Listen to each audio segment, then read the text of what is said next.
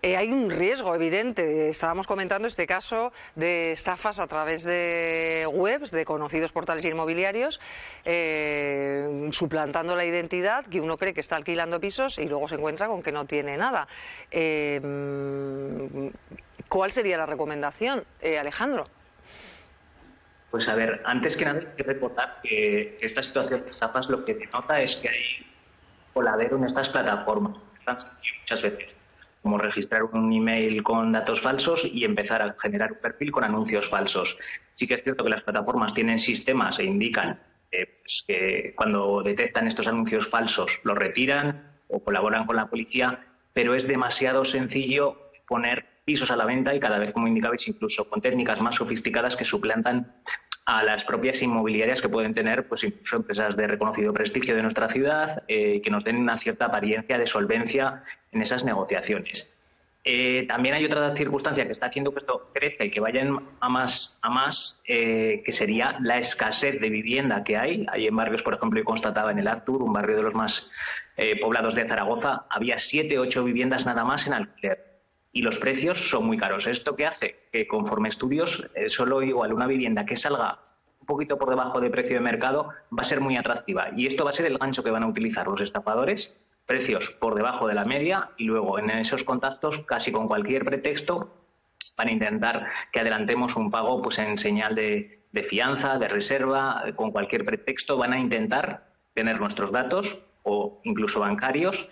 Incluso si nos negamos, también hay que tener mucho cuidado con facilitar copia de DNI, recibos bancarios, porque estas organizaciones, si no consiguen quitarnos el dinero, lo que van a ir es a por nuestros datos personales. ¿Y para qué van a utilizar estas DNIs y recibos bancarios? Pues para suplantar nuestra identidad con otros interesados en alquilar o en otro tipo de fraude, o incluso solicitar créditos, minicréditos, en los cuales también los controles de estas plataformas son muy ligeros. Entonces hay que estar muy atento, no adelantar, incluso aunque sean perfiles que tengan opiniones verificadas, hay que desconfiar, porque muchas veces también esto se puede adulterar, y sobre todo no adelantar, desconfiar y visitar presencialmente antes de realizar cualquier pago ese piso y de formalizar el contrato y revisarlo con profesionales.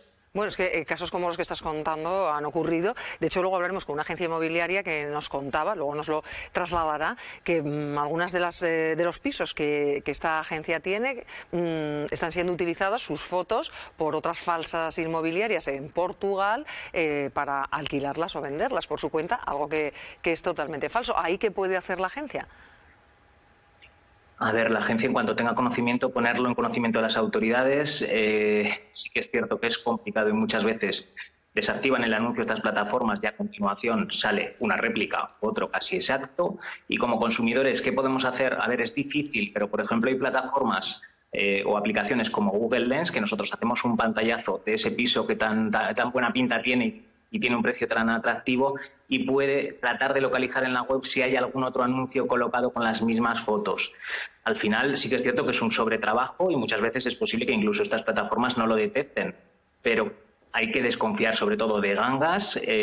Suelen tener ese atractivo de ser pisos que entran por los ojos y que tienen un precio inferior a mercado, y los profesionales que se vean, pues ponerlo en conocimiento para evitar también denuncias, porque muchas veces ha pasado con otros profesionales como cerrajeros, también en Internet, le suplantan la propia identidad a ellos y el consumidor piensa que ha contratado con esa empresa, se pone en contacto con ellos pues para solicitarle la devolución de la fianza y le dicen que no tienen ningún dato de ellos porque no han estado hablando con esa empresa.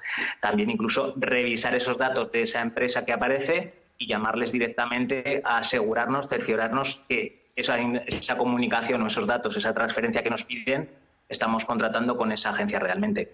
Entiendo que se podría decir que lo sensato sería ir a ver el piso, ¿no? Asegurarte, tener más contacto y más datos y más seguridad, más, pues eso, que te diera más confianza y sobre todo verlo físicamente, que existe y que la persona que te lo está alquilando la tienes delante. Pero no siempre es posible, porque igual te quieres trasladar de ciudad, tienes que hacerlo rápido, no tienes la posibilidad de estar presencialmente allí y no te queda más remedio. Alejandro.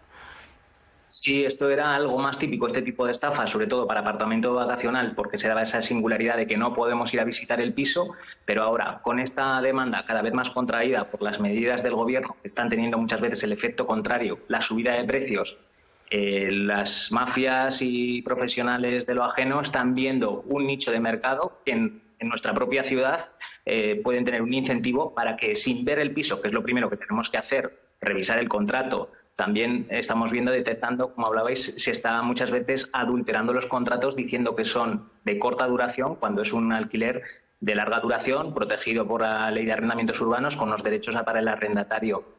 En esos casos se están aprovechando de esta singularidad de que los pisos tienen un precio atractivo también, porque, ojo, sí que hay algunos que los arrendadores bajan el precio para poder elegir arrendatario, tener, digamos, con más solvencia. Pero están aprovechando esta situación excepcional de la subida de precios y singularidad que se está dando en el mercado para que una cosa que no hacíamos normalmente, que es adelantar cualquier cantidad por un piso que no hemos visto, y la gente pues lo está haciendo. Y ahí, pues muchas veces tenemos un riesgo muy elevado de que el dinero vaya fuera incluso muchas veces de nuestro país, que aunque si hemos sido víctimas de este tipo de fraude, hay que denunciarlo a los cuerpos y fuerzas de seguridad del Estado, y también bloquear nuestras tarjetas si hemos facilitado nuestros datos bancarios, porque muchas veces también nos van a llevar a través de un enlace, y igual simplemente pues con cualquier pretexto para robar nuestros datos bancarios y luego utilizarlo en operaciones de phishing. Y fuera ya de lo que son estafas, una última cosa, Alejandro, otro de los riesgos de verlo solo en la web es que, aunque sea real, ese piso te lo vayan a alquilar, lo hayas visto estupendo y cuando llegues allí te encuentres un zulo, una birria. Ahí se puede reclamar si no tiene que ver lo que te han mostrado a través de fotos o vídeos con lo que te encuentras cuando lo has alquilado.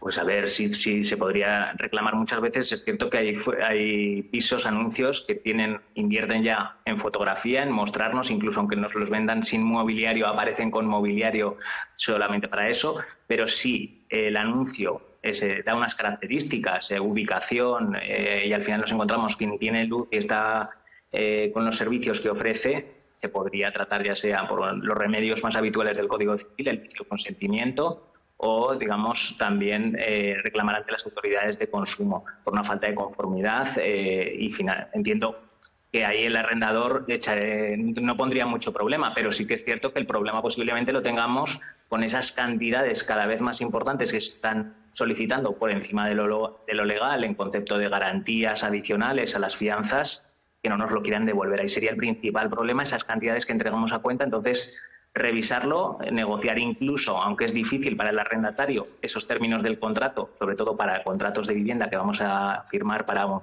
mínimo de 3, 5 años, negociar, revisar ese contrato que vamos a firmar profesionales, y si hay algo que no se encaja, pues tratar de hablar con el arrendador, con un punto intermedio.